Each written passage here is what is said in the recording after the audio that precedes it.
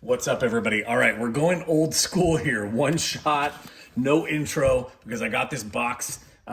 It's ironic. As soon as I told you guys I was slowing down on Bible reviews, they started showing up again, which I'm not going to complain about. So let's open it up.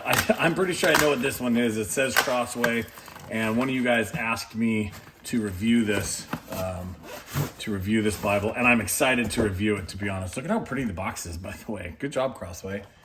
All right, so this is Voices of the Past, Wisdom for the Present. This is the ESV Church History Study Bible. I was asked about this Bible. I don't know much about it, so it's going to take me a little bit to review, but I saw some names on here that I trust and love. Martin Luther, let me see if I can zoom in. Martin Luther, John Bunyan, Jonathan Edwards. I mean, come on.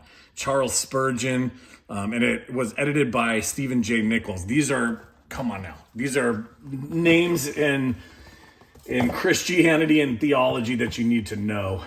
So this is a really, really super pretty Bible, genuine leather.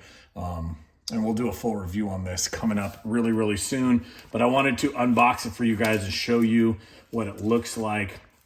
And it looks like typical study Bible fashion. The notes are at the bottom. Nice, decent sized font. I'm going to say, without looking it up, that's probably between an 8 and 9 point font, probably 8.5. And the notes on the bottom. And I'm going to assume, again, I have to do a full review for you guys, but I'm going to assume that these notes are all written by individuals, and you can even see their names at the end of each comment. You know, Andrew Willett. It says who the comment is, Thomas Watson, if you want to go look it up a little more. So this is one of the quickest unboxings that I've ever done.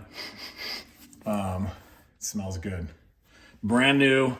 This looks super good. I'm excited to review this study Bible for you guys because I'm excited to learn from people from the past and to show you what's in it.